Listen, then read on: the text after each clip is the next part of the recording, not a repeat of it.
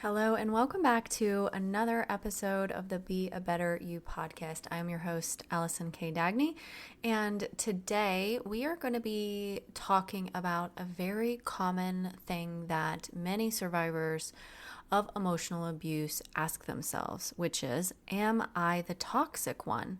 I want you to be able to understand your defensive reactions in an abusive relationship, because once you're out of that relationship, your brain starts to ruminate on the should haves and maybes and the effects of it all, and is trying to just make sense of things that maybe don't make sense to you. So I want to help you with this today. And if you stay till the end, I'm going to be sharing 4 different things that you can do to start moving forward, help you release the guilt and reclaim your power if you are someone who is asking yourself this question. Am I the narcissist? Am I the toxic one? Am I the abuser? Okay? So I'm going to break this down for you, give you a lot of information to help you with this, and then, like I said at the end, stay tuned and I will give you 4 things that you can do now. All right, so have you ever looked back at your relationship, the abusive relationship that you were in, and thought, was I the problem? Like, you questioned that, you thought about it repeatedly. Have you ever thought about the times that maybe you lost your temper, that maybe you manipulated conversations to avoid conflict or criticism? Maybe you blamed your partner.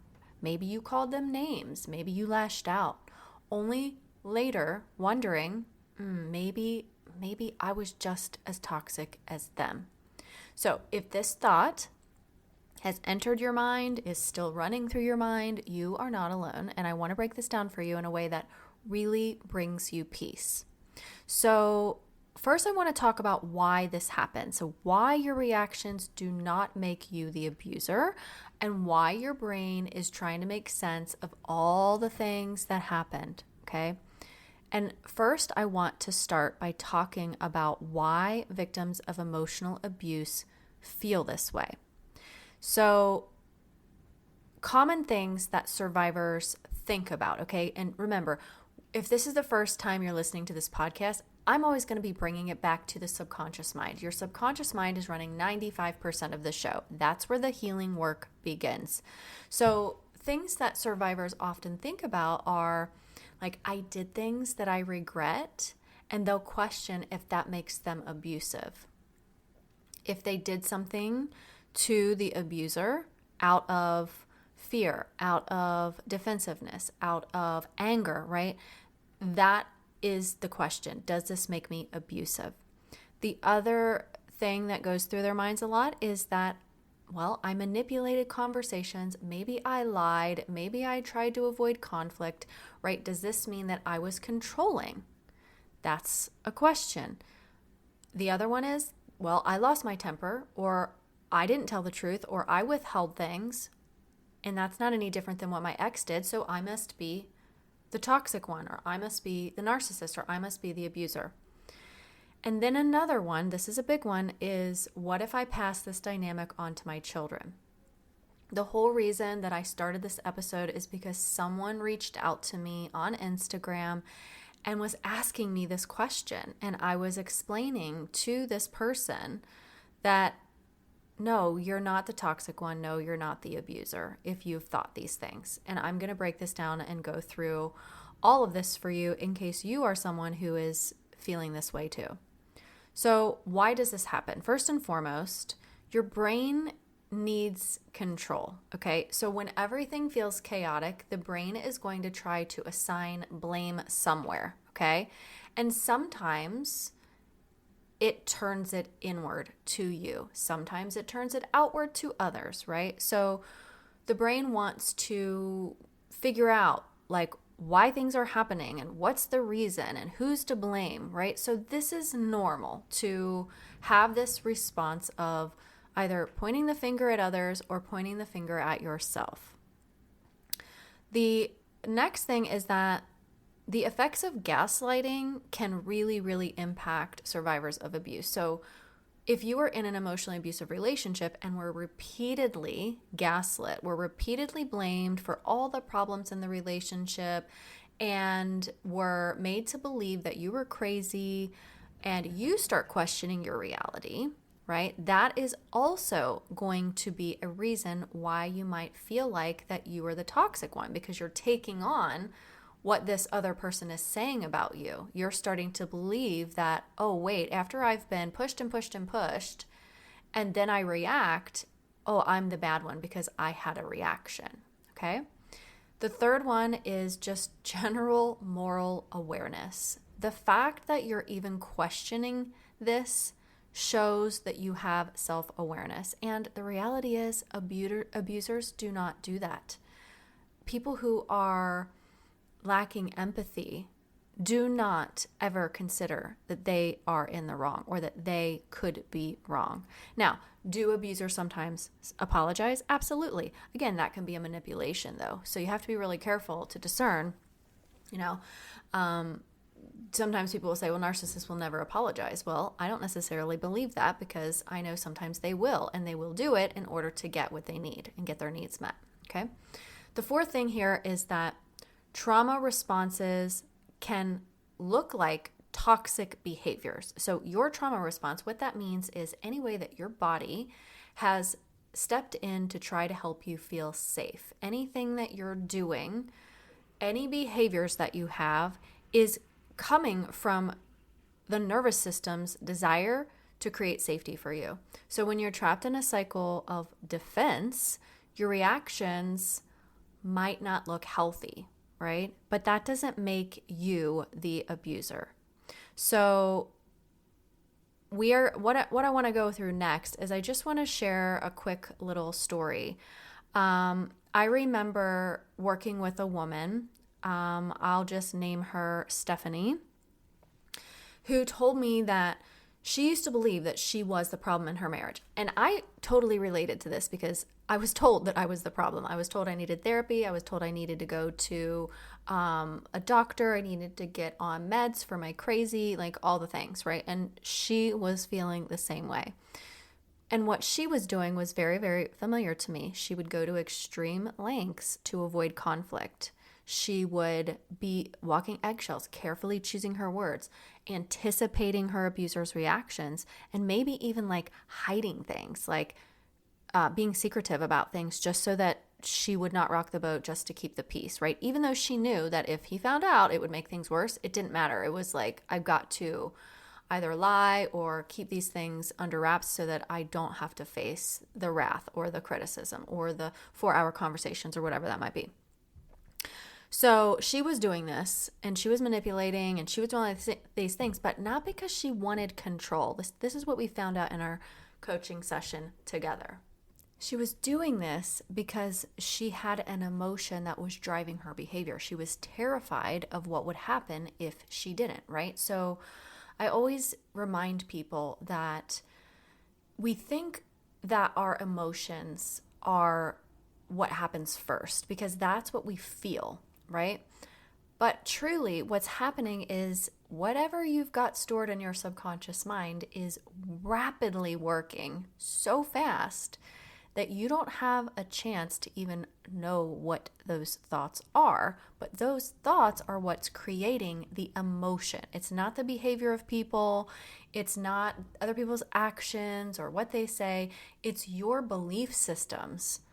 That when your belief systems disagree with your reality, whatever's happening to you in that moment, that's when your emotions show up. So she was very scared. She was operating out of fear. And I know what this feels like, and you probably do too. So one night, they had an argument and she exploded. And this was due to years of, biting her tongue, keeping quiet, refusing to rock the boat, walking eggshells, and really trying to keep the peace. And all of that had just finally pushed her to the edge, to her breaking point, and she lost it. And she yelled, and she said things that she didn't mean, and that she later regretted. And in that moment, her abuser turned it on her, right? And maybe you're familiar with this. The immediate response was, see, you're the crazy one. Look how you're acting. Look at your responses. You are yelling. I'm not. You're the abusive one. And this went on and on. And then ultimately, she believed him, in part too because of the years of abuse, the wearing down of her self-worth, and gaslighting. So when she had come to me, she had already been spending years questioning herself, right? Am I the toxic one? And had she damaged her own kids by reacting like that too? I mean, they had some small children at the time, and she was worrying if, this whole toxic dynamic between her and him was, impacting her kids. And in some ways it probably did. But then the next thought was, well, maybe I'm as bad as him. And here's what she didn't realize. Her reactions were not because she was toxic or a narcissist or an abuser, right? They were because she had been emotionally cornered for so long that her nervous system finally said enough, okay? My client wasn't the abuser. She wasn't the controlling one. She was reacting to the reality of being in a relationship where she constantly had to defend herself. And if you've ever felt like that, then I want you to know that you are not the problem either. You were just in survival mode. Now,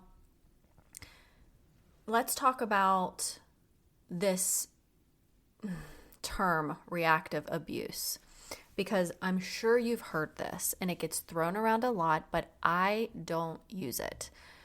And the reason why is because it implies that defending yourself after being repeatedly abused, manipulated, controlled, lied to, pushed, criticized, all the things, that makes you an abuser too. And I think that is totally backwards. So I call this defensive reaction because that's what it is, a survival response. You are defending yourself, okay? This is my personal opinion. People may disagree with me, but I will have that debate with anybody, anytime. So I don't believe that if you are being controlled and abused and mistreated, that if you fight back, that you are an abuser. No. That's like saying a kid who's being bullied on a playground fights back their abuser or yells back at the bully, that they're somehow an abuser too. No. I don't buy that. I don't believe it in any way. So that's why I call it something different.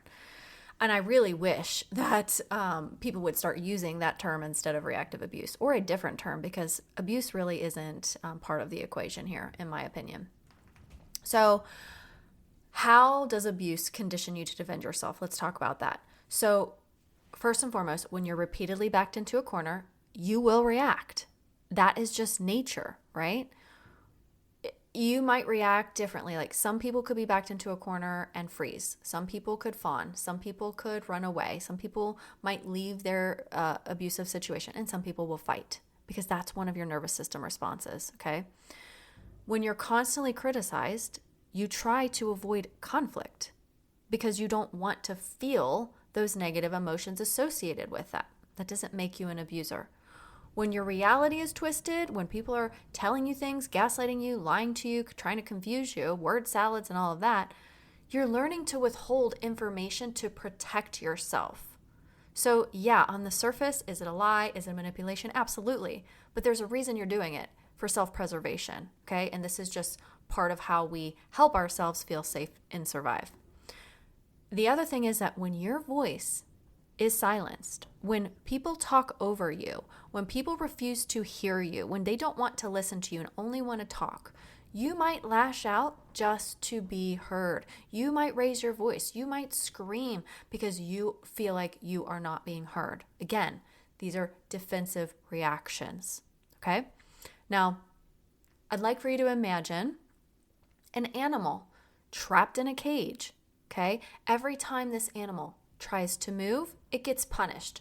The cage gets rattled, or somebody comes along and beats on the cage and yells at the animal, right? Like eventually the animal will stop moving or may lash out in fear when somebody gets too close to the cage, okay? He doesn't have anywhere to go. He can't run away.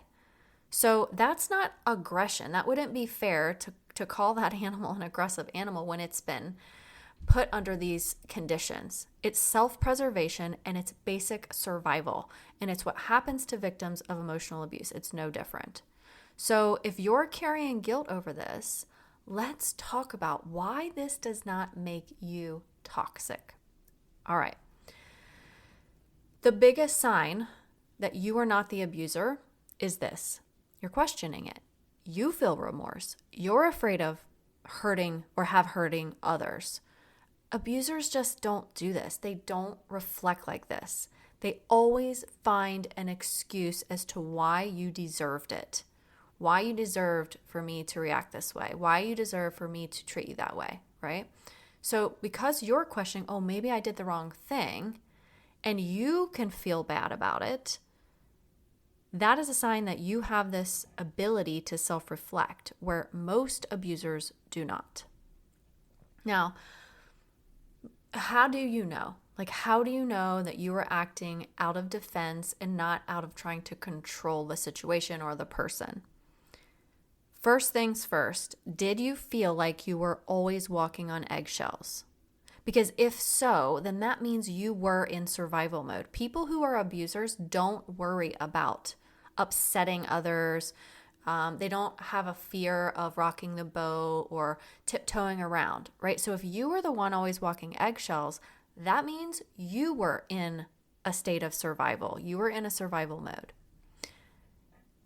Another thing is, did you lash out because you were constantly pushed to your limit, right? This is a normal response to being in a hypervigilant state or having your nervous system dysregulated continually, prolonged, like a prolonged state of stress, right?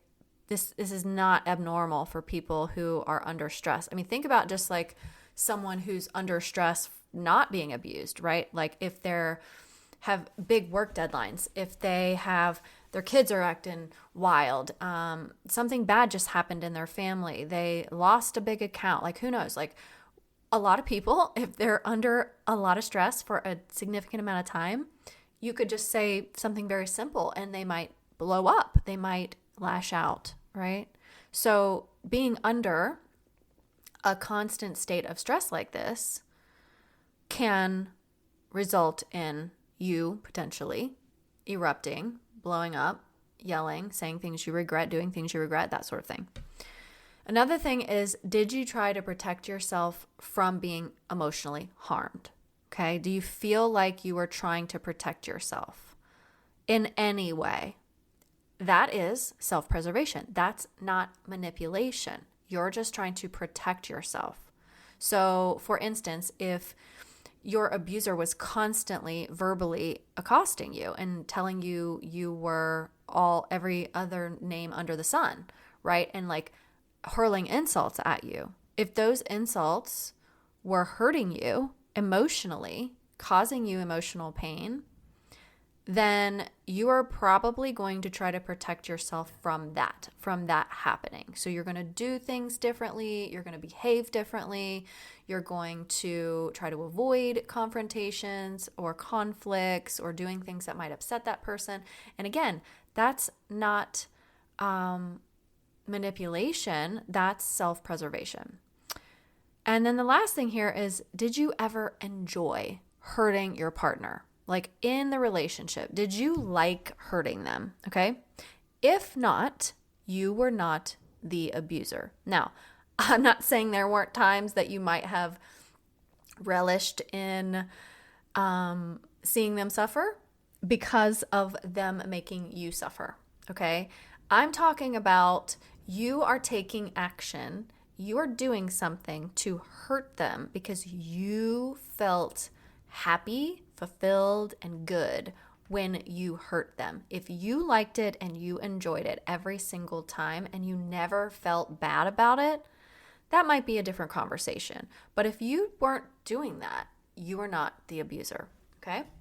Now, let's talk about what to do if you're worried about how this affected your kids, because many of us have kids, some do not, but I think this is an important aspect, and the person who reached out to me on Instagram had her own, well, has her own children. They are grown children, but has this worry that it has impacted them in a negative way.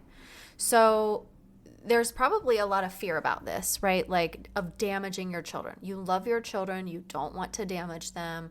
You don't want them to have to suffer. I get that. I have children too. So guilt that survivors often carry sounds like, well, it may be just thoughts of like how much my kids like actually watched me be emotionally reactive. Okay. So they knew that their other parent maybe was, but did they watch me do it too? And that could be like this fear and this guilt that could come up. Another thought would be like, did I pass on my unhealthy coping mechanisms to them, and then they learned from that? Now, are they going to take that on? And now, oh my gosh, like what if they treat their partner that way? And then another thing would be, did I model these dynamics that I was trying to actually escape from? Like, was I, I'm sitting here trying to escape from the abuse, and now all of a sudden I'm the model of quote unquote abuse. And this is, I'm using that word to make a point here, but that, again, it's not abuse, it's just reaction, and it's survival. So these are just common things that abuse victims and survivors fear when it comes to their kids, like passing it along and modeling bad behavior. And then, how much did the kids actually see of me doing that? And, not wanting to have emotionally damaged them for their lives going forward. So here's something to remember. If you do have kids and you have this worry, that children do absorb what they see, right? They often notice things. They see way more than we even give them credit for. But they also learn what not to do. Some kids take the opposite route, right? Some kids won't do the same things that their parents do. Like some kids grow up in abusive homes where they're abused, but then they refuse to abuse their own children because of how much that impacted them. So yes, they absorb it, but it's possible that your children might take a different route, even if they did witness you being reactive and your partner being abusive. Now, another thing to remember is that if you are healing now, you're listening to this podcast, you're signing up for courses, you're reading books, you're educating yourself, getting therapy, doing things to heal, you're already breaking the cycle. And your kids will also see that, especially if you let them, right? Especially if you are letting them know what you're doing. And it's never too late to model healthy emotional regulation. I think about people, I have a client who has some very old parents. They're in their 80s now, and they're not healthy people. They're still alive.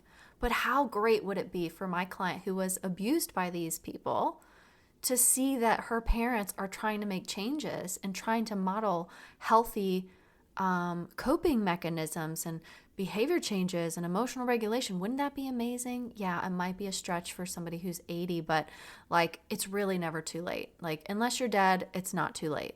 Okay? So just keep that in mind.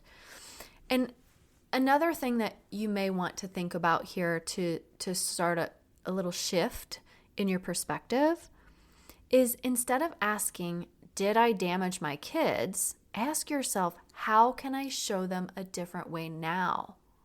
What actions can I take to show them that it doesn't have to be what it used to be? How can I show them that I am different, that I'm not under that same, abuse response? Okay? So again, it's never too late. So instead of like worrying, did I damage them? Worrying if you damage them isn't going to change anything at all. It's your behavior and the action that you put forth to show them that you're changing. And that's really powerful. So where do you go from here? How do you start releasing the guilt and moving forward? Now, remember I said if you stay till the end, I'm going to give you these 4 tips to start this. Before I give you that, I just want to remind you that I have my online Radiate and Rise community. It's an incognito space, meaning you don't have to show your face. You can pick a fake name to use. It doesn't matter. We focus on healing our emotional wounds left behind after abuse, and there are lots of tools. I show up in that community 4 times every month for an hour to coach anyone who comes in. I often share many different healing activities that we do together, and I want to be a safe place for you to begin your healing journey. So if you need that kind of support, then don't hesitate to check it out. You can go to my website at www.radiate.rise.com, and in the menu bar, you'll see all of the different options that I have, and in there is the Radiate and Rise community. You pay monthly, but you can cancel anytime. It's not like it will come out every month unless you cancel, but if you cancel, you don't have to stay there. So you may get what you need, and then you may leave. So if you're looking for deeper shifts or more one-on-one support, you can always reach out to me and we can talk about those options as well. Okay, so the steps to start healing, moving forward, let's release this guilt and reclaim your power, okay? Number 1, this is a big one, is to forgive yourself.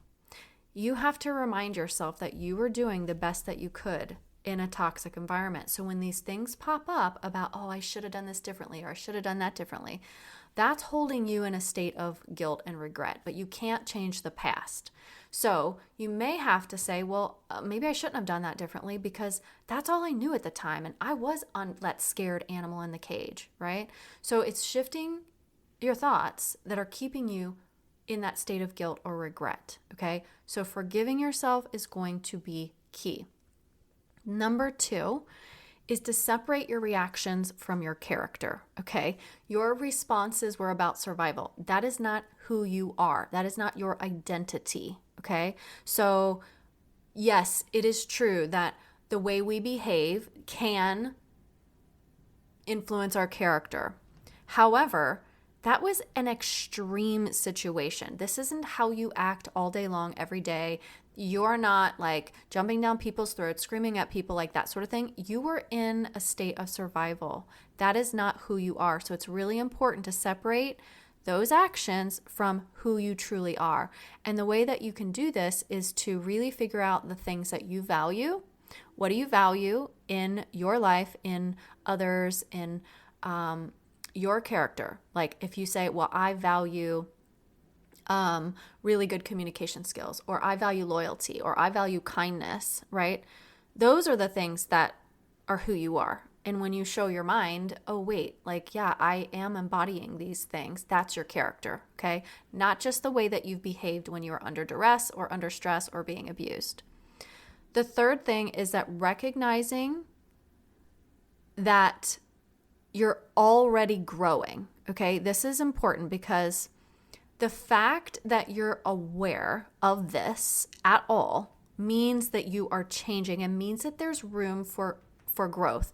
It means that your brain is going to be able to see things differently and shift. And that is really, really exciting, because if you're saying, I didn't do anything wrong, I'm never wrong, I'm not the problem, blah, blah, blah, blah, blah, right? That is a way of not taking accountability. And what you're doing here is you're recognizing, wait a second, maybe I was in the wrong. Maybe I did do something wrong. And this whole episode is about helping you shift out of this so that you know that you are not. But just the fact that you think those things means you're aware and changing. And that is very powerful. The last thing here is to own the present moment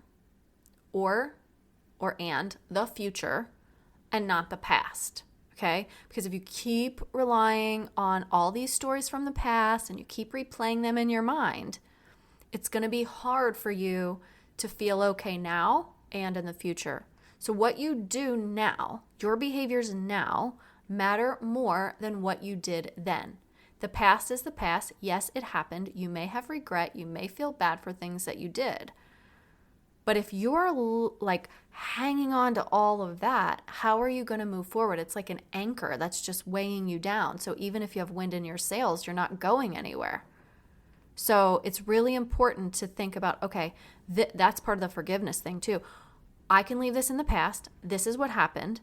You don't have to justify it, or you don't have to condone what you did, right? If you hurt the other person, you did something really, really awful, you can forgive yourself for that. And you should forgive yourself for that. And what you do then is you say, I'm not going to do that kind of thing in the future, right? I'm not going to, one, get in an abusive relationship again.